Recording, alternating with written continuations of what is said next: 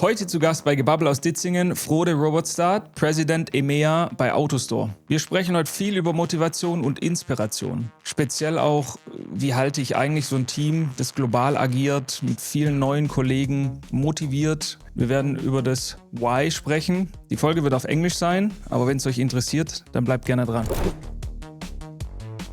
So thanks to be here today. I will start directly into the first question. We looked a little bit at your online presence and stuff, and we saw you do some karate. Yes. And I wonder why some sports are really related to business as well, or you can relate. What would be the main takeoff? You take off your sport karate thing to business. I think from my side, my martial art journey has taught me 2 or 3 things. First of all, I think for me, karate was a place where I could find a rhythm and in a sports where I feel that I could master something. So it's all about feeling that you belong. And it's also a part of a belonging. So from a leadership perspective, I always found karate very interesting because there is no substitutes. There is no bench for people not on the pitch. In karate, everybody is working and training and practicing together. There's elements of if your body should work as effective as possible, you cannot be constrained all the time. You cannot be full of anxieties or giving your muscle the whole tension because then you become very slow and not efficient. So that also comes into when are you sharp and when are you soft and when do you use empathy and when do you use very laser focused in business, so that can be related to.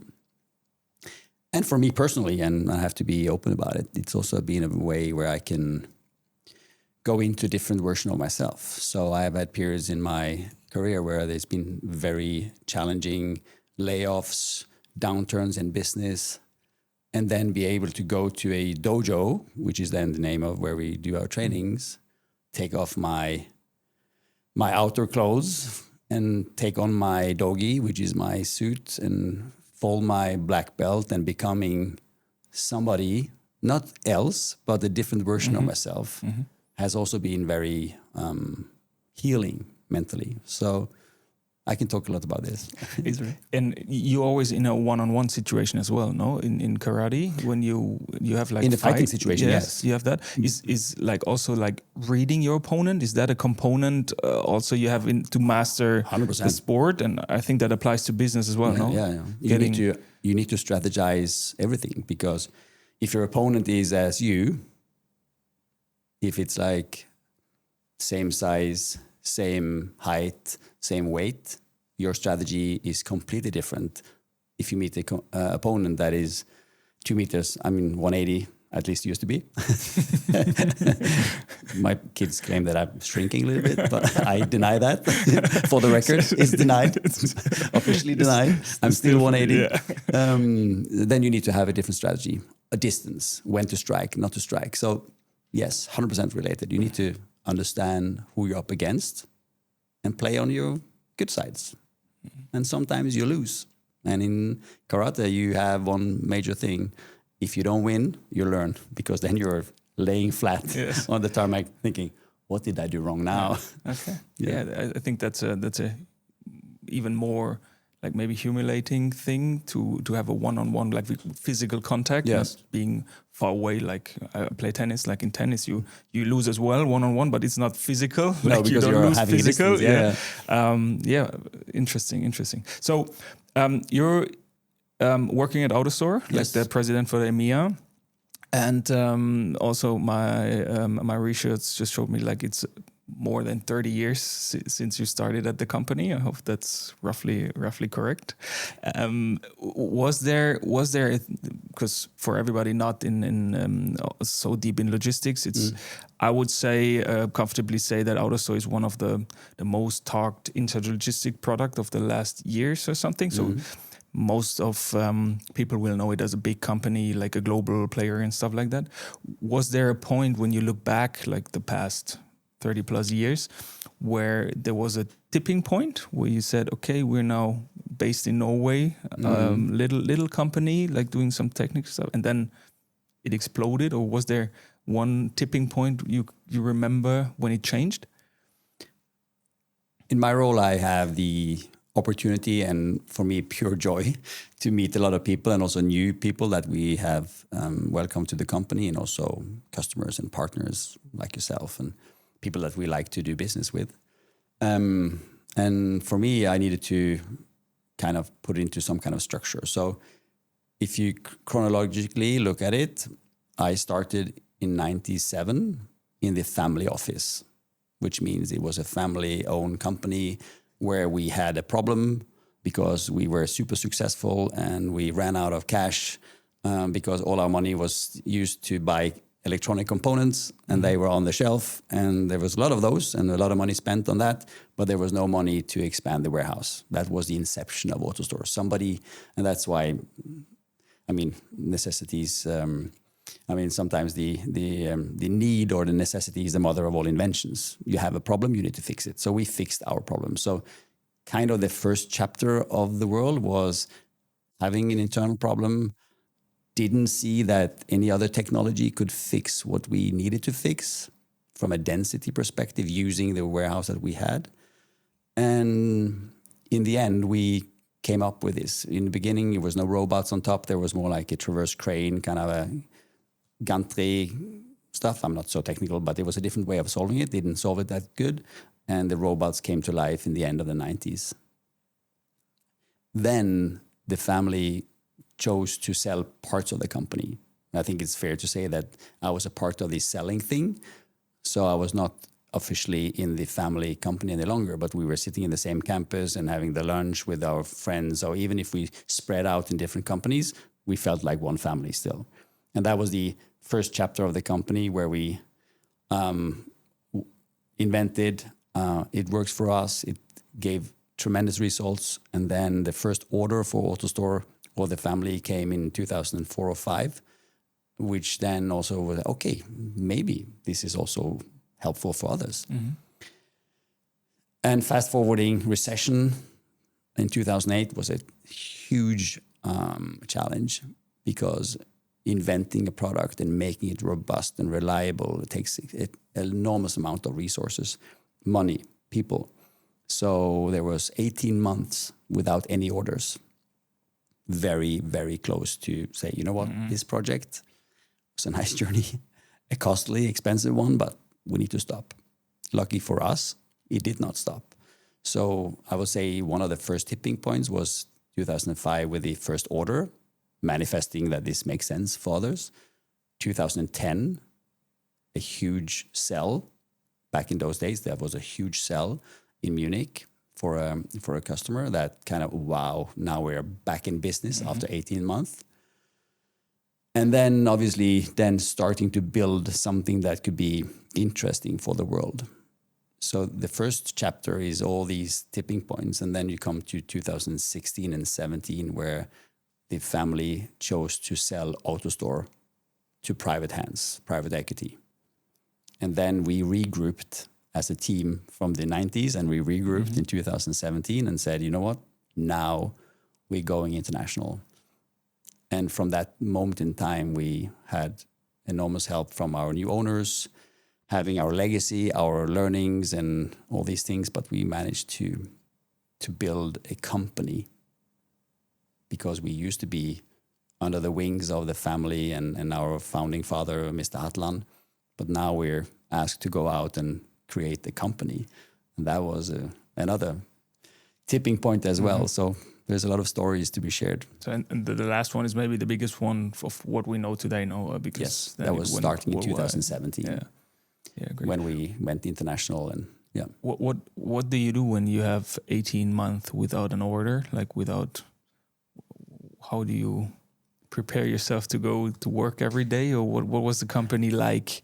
I was not. I was then working alongside in a parallel in the same building with my friends, seeing the anxiety of, do we have money to pay salaries? Do we have money to fix the problem that we needed to fix with a robot kind of thing? So the lunch breaks and the discussions were like, we need to do this. And I know, and I was not there because I was in a parallel company, I know that there were some hard and tough discussions on the back room.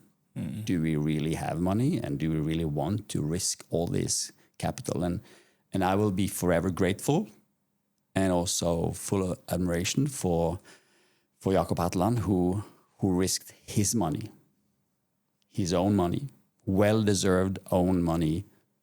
Yeah, but because just to make clear, it was still 100% family owned. Yes. So it was everything Yes. out of his pocket. Out of his pocket.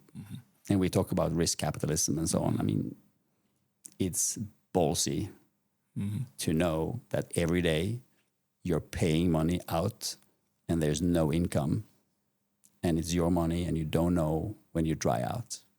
I will forever be full of admiration that people that have that in them. True, Yeah. true, crazy. So when we see that now, tipping point, 16, 17, now global team, and you leading a global team, so you're... a regional, but a part of a global leadership team, but I have my EMEA. Yeah, but yes, it's quite a big area. It is. So is there something... you're based, maybe also to make it just clear, you're based in a fjord in Norway, like a little, we just talked about it, like a little ways, a little hard to get there. It's possible, but it's not just next to the airport and international airport or stuff. So, but there is something about maybe Scandinavian, but also Norwegian culture, which maybe is different than the rest of EMEA. Or are there things you would say that helped you, or how you are in leading a global team? Is there something you could think of, like, yeah, that's the Norwegian way of doing things, which is also something you spread around? I think I would claim that we are more alike than people think, culturally, and not culturally, but how we are built. We are the same humans, and we potentially carry the same abilities and mindsets. I think it's about activating them. I think in my leadership, and also when we have done like leadership programs internally, and remember when we were like, I have 3 wonderful grown-up kids, which now is not living home any longer. I felt maybe when we were sold out of the family office that we were like my young adult kids. They need to define their own journey, and who are they, and who do they love, and what do they believe in, and what are their values. That was exactly what we needed to do in 2017. And I think one other thing was to embrace all the inputs that we have been receiving through that first chapter. All the inspiration that come from the people that have, first of all, saw an opportunity, invent a new solution, risking all this capital, and really being bold in their mindset. So when we defined the company in 2017, we came up with 3 words that was very important and still are our manifest of our values is lean, transparent, and bold. And building a company out of Norway and Norwegian fjord is probably then an opportunity if you take it. Use your input, use your inspiration from the one that had built the journey so far, and trying to replicate that around when you're hiring people, onboarding them into the idea of being that kind of sponsor or ambassador for that kind of thinking. So I think we had a lot of good inputs that we then managed to transform into a valuable output for our new employees and building a scale. So my assignment in the beginning was identify the largest economies, UK, Germany, France, establish office, find the right people, start to engage in the local market, in the local languages and local cultures, but try to use that input and create valuable output in different places. I don't know if that makes sense, but I think we are more alike than people think. But it's about how do you. It's like a chef. You can have the same ingredients. Some master chefs makes wonderful meals, and others just screw it up. So I think we managed to use that inspiration and input in a good way. I'm proud of that. you said something. I think every leader, every owner of a company, or every who hires people and has a lot of talking to people joining the company or wanting to join the company, and you said important to hire good people. Yes. Like that was part of what you said. Just what is hire good people? Yeah, it is. It should be so easy, but it's not. Definitely. So internally, I think around the lunch table is like, we don't hire assholes. That's a good start. I mean, good human beings. And I think I shared with you when we met in Norway, I have had this mantra, how to say, boiling or evolving over time with inspirations from others. I at some point carved it down as a leadership principle that I believe in. And since I was asked to lead, which is also a choice, by the way, I thought, okay, let me conceptualize this and saying, this is my mantra from now on. And we can talk about more about the values that we need to create, because that's also an ask for us. We need to create value for our shareholders and our owners and so on. But I found it very obvious that the people who create these values, if it's dollar values or share prices or human capital, value itself is created by people that have surplus energy, surplus love, empathy, humor. And I'm a true believer in the universe and energies, and energy don't go away. It just channels. So I found that the people that was thriving and creating value was people that had so much to share. So my question was, okay, how do we enable or get people to be surplus people with surplus energy? And that went down to, they were happy. They had a well-being with themselves and the colleagues and the company and their proximity.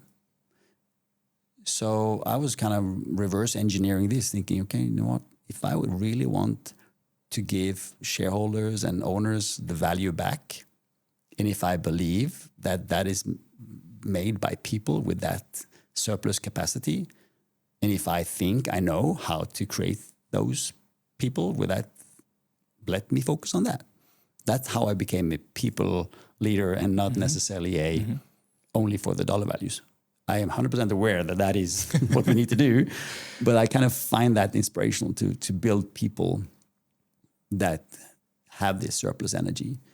And that was my philosophy when we started building the team in Europe. And we needed to find the right recruiters with surplus energy, and so they can find the right people. So it's kind of, yeah, it replicates if you surround yourself with that philosophy.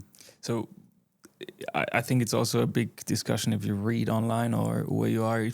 I did not hear any master degree or bachelor degree or any technical background, or you need to be super smart in a way of knowing things. It's more about bringing energy into the team. And so I assume you focus on energy, you think, and the rest develops itself. So I need to be an expert in something at some point working in your team to get my everyday job done or to support a customer or whatever. But is that something that comes by itself when the rest is working fine, when the energy is there? Or how you see the development of skill set needed in the team?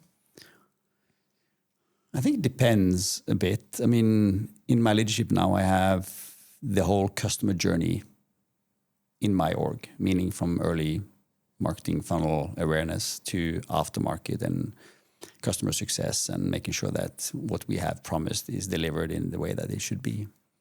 I think if the overarching goal is to have people with surplus energy, you must have people with strong abilities.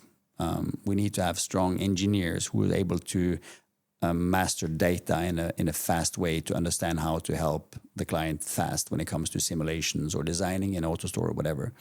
If you're a marketeer, you need to have marketing experience or some sort of marketing understanding to do a good job. The same with technical account management. You need to have strong technical bandwidth. But do I think it's only enough? No. I think from a commercial side, to be able to create value and be a trusted advisor for a customer, then you need to have that on top. I've seen tremendous success from people who have no background from what they're supposed to do, but they have the extreme ability to adopt, listen, change, adopt, listen, change, have many iterations. And we had a transformation of the company last spring where we asked people that used to do one thing to do completely another thing. I have one individual that, sounds bad to call him individual, he's a wonderful man. He's a wonderful guy who were business development in the breadth segment. He was out in the forest trying to find every opportunity, turn that opportunity into something viable, and then bring it back. So he was like in the forest shooting on everything. And the way that he was doing that was through LinkedIn, through social media, through everything. We asked him to go from shooting on everything to go and fish in a small pond with a handful of strategic global accounts. So he was thriving at that, and then we turned his world upside down. It took him, not milliseconds, but a few days to reprogram himself, and now he's super successful doing that. Mm-hmm. So I am a firm believer in people that have the ability to adopt and learn. That's where the magic sits, I think. Did you ask for this change because you estimated it will work? Or was it more like we have to? I'm not sure, but we have to go that way? That's a good question. And I will be honest. I had my doubts. It's like when somebody is so far on one side in success. And doing good. Mm-hmm. And then saying, you know what, are you equally good far out there? The answer is now yes, because now we know. Mm-hmm. But I had my, not concerns, I had my thoughts. But again, iterations, in and out, are we on the right place? Is there things that we could do different? And is it in your thinking process? I think you thought about it and you saw it like it can work, it cannot. Is it like a feeling of your gut that you say, yeah, the chances are high it works, let's go for it? I feel comfortable, even though it will not 100% work all the time, but I might have a plan B or something like that. Is it you listen to your gut, or is it like there was no other choice, let's just do it? Or how can For the record, we have never talked about this, but you are speaking my language now, because the tummy is a very sensitive area, at least in my body, and it's very connected to the amygdala, which is the empathic part of our brain, with no language. Mm-hmm. So if it doesn't feel right, it might not be. Mm-hmm. So I've trained myself to listen to the body, because if the amygdala is telling you that something is wrong or there's something that you need to address, and the tummy says, yes, this is not good, it is probably not good. So I'm using that also in our leadership, not trainings, but awareness, and probably you have seen it as well. The trying to get things done in the right way, there must be a why. And if you're not able to express why you're doing things, I'm a true believer in that you should not do it. You must understand why you're doing things. Mm-hmm. And many of these things sits in that empathic part of the brain. So also in communication internally, if you're asking people to do something, start with why you want them to do it. not do that. But if we both agree that that is the output, I would like you to consider this so that you can do that. I find that very inspirational. And obviously Simon Sinek is the one that had made us believe in this and or put it into context. And I'm one of his fans. So cool. What you said now, I think I want to stress that a little bit also for younger listeners starting, building a career, maybe finishing school or starting university. I think there's a lot of uncertainty out there. Like I imagine I'm happy that I don't have to choose what I study now with all the AI and all the things going around in the world. And I think it can be a challenge to know when I start studying that, is that a job existing in 5-10 years? I don't know. But you said something I think gets even more important at the time right now is the ability to change, to be open to, okay, I can go and study one thing. Doesn't mean I have to do that for the rest of my life, and get out whatever is what I learned there is maybe also something I can use in a totally different way in my job or something. When you would give advice to some people struggling with the choice now, and how do I get this ability to change? What do I focus on? How do I set myself up for being that guy, being good at one thing, and then the next day trying to be good at the other thing, struggling, but maybe the day after I managed to do it. What skill do I need? What should I focus on? I think with the amount of volume, data, change, it is a superpower to be able to, as you say, change. So where does that change mindset sit? Kind of obvious maybe, because it's a mindset. It sits in your... I think it comes with acceptance. Acceptance of it is how it is. I have used a guy, and I always forget his name, so please forgive me that, Mr. Wonderful Guy, who, I mean, having references about what good look like and having a thrive to do something. Have you done planking? Mm-hmm. Yes. Do you know the world record in planking? You know how much it is? I don't know by heart, but it's a crazy time. It's like hours, I think, no? 9 hours. Yeah. And was it 38 minutes and 47 seconds, something? Can you think about it? Yeah, I can do a minute. Exactly. So if you didn't know the world record, you will think maybe a minute or 2 or 5 is fantastic. Yes. How are we able as humans to say straight out planking for 9.5 hours?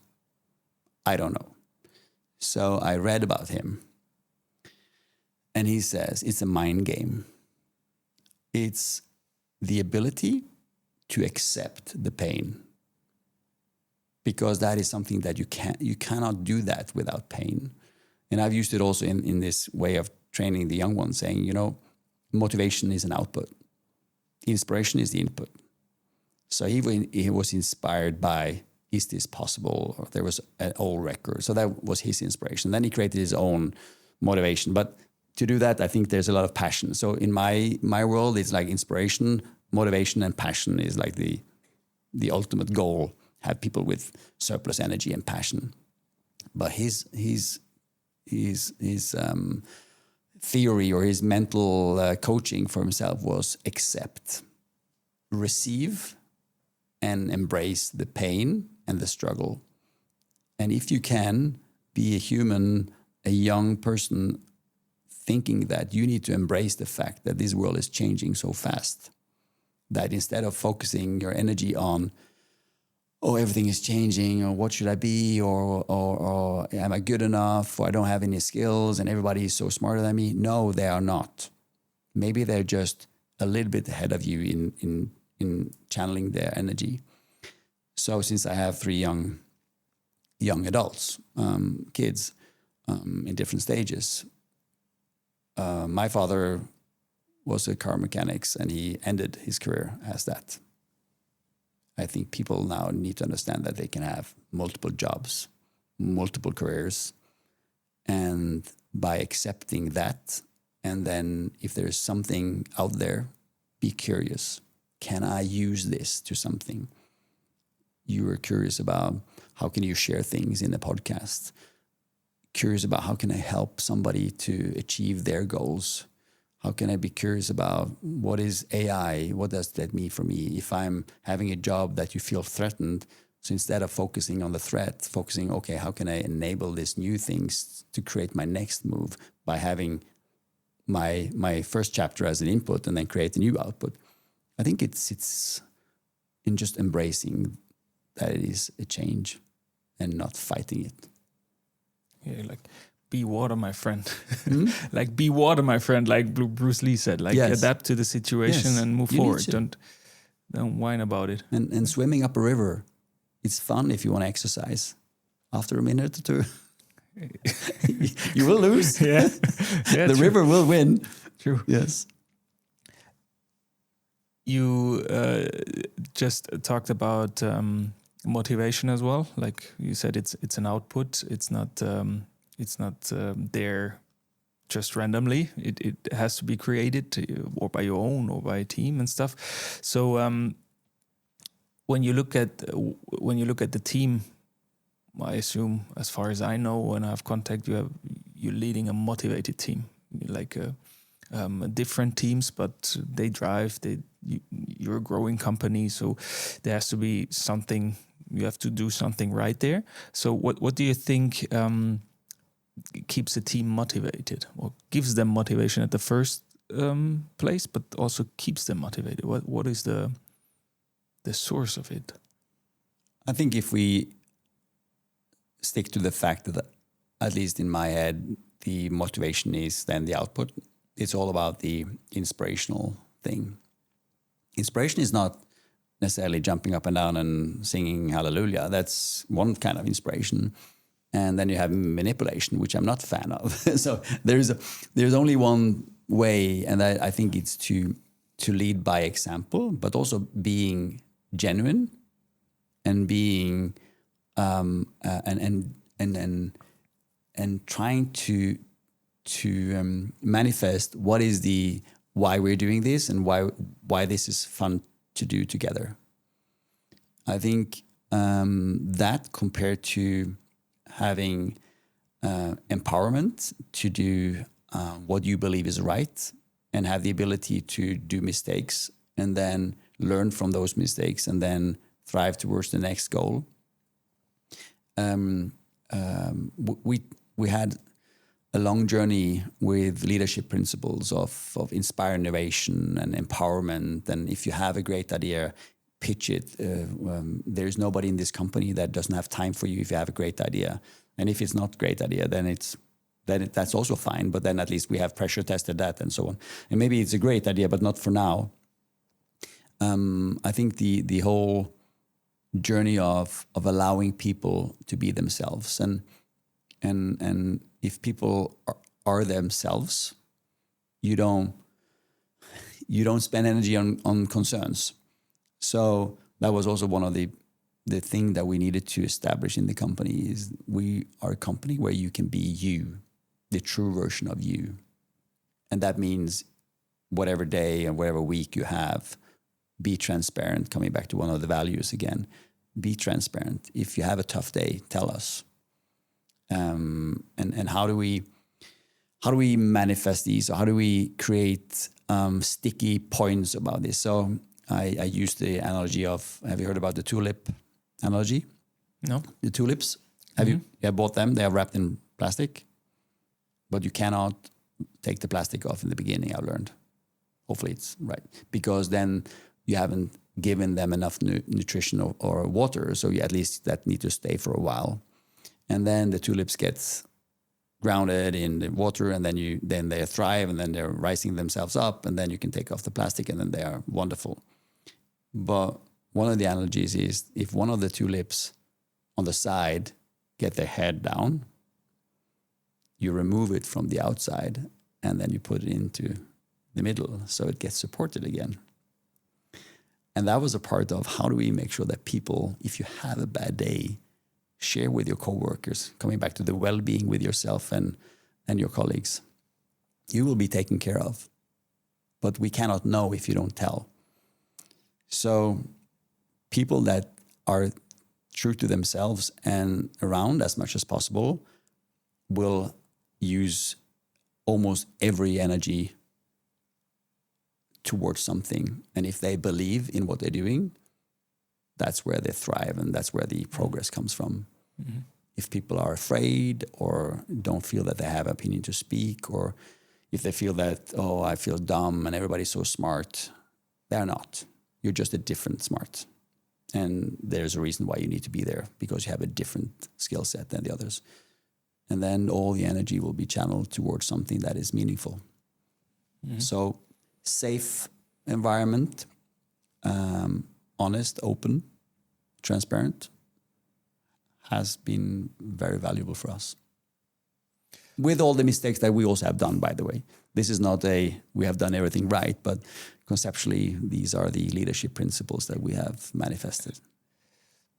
So you lead it very good to my next question. And okay. we talked yesterday a little bit, and one thing you said is also like the team. Tell your coworkers, tell your team, I don't feel good today or whatever. Like building a strong team, like not only on a let's say professional working basis, but also on a private. Because when I share I don't feel well, it's mostly private, not that much of a professional side. So there's one question now looking on it as a leader. As you said, you have a board, you have to hit the target or something.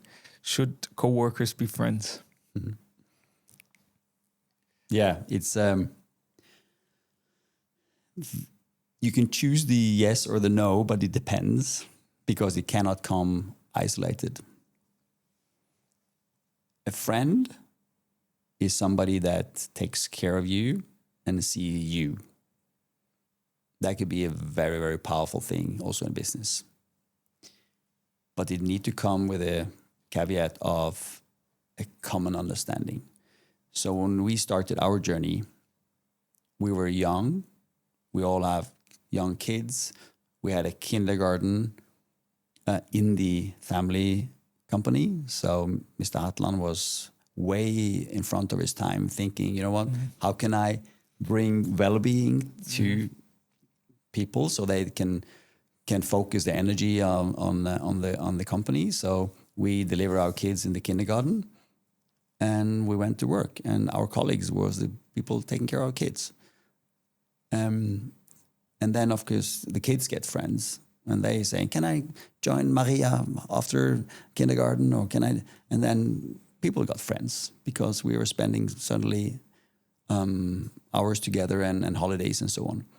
So when we kind of in the tail end of that journey understood that we are actually a lot of friends who was working together, how can we scale that? Coming back to your question, should they be friends? We were there because of.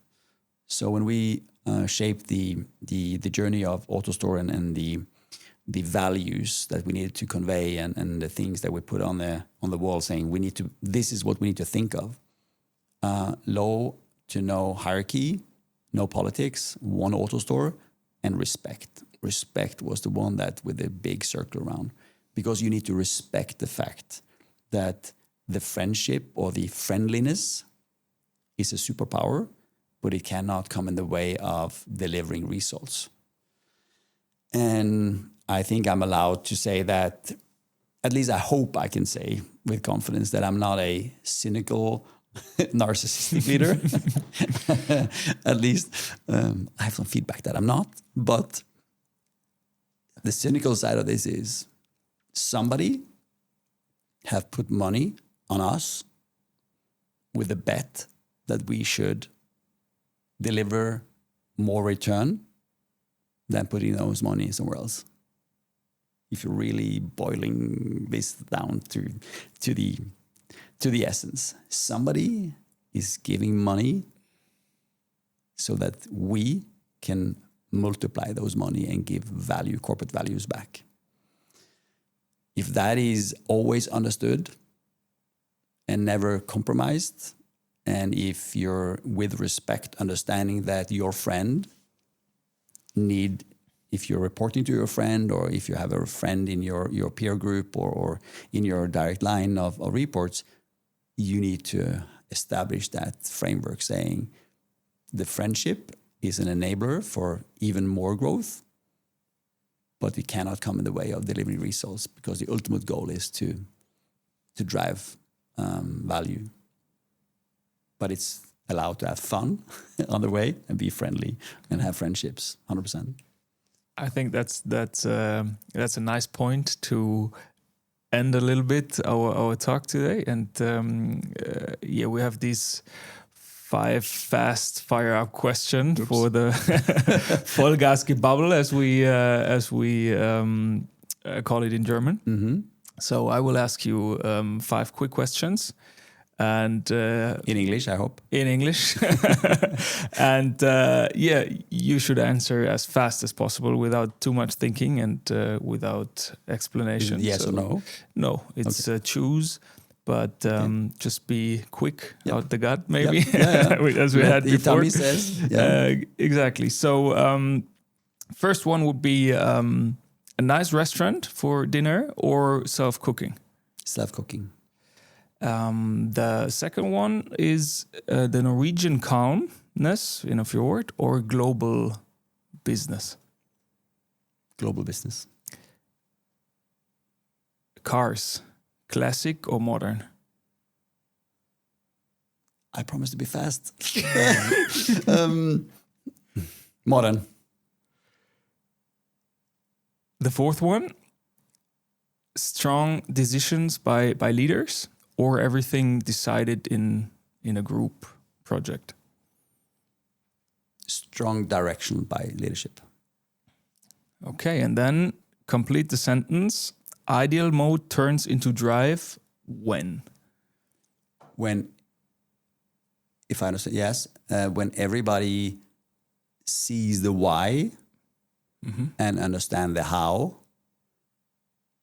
Don't necessarily be too obsessed about what, but make the why be very obvious. Then you create momentum. Thank you so much. Thank you for having me. It was a really nice talk.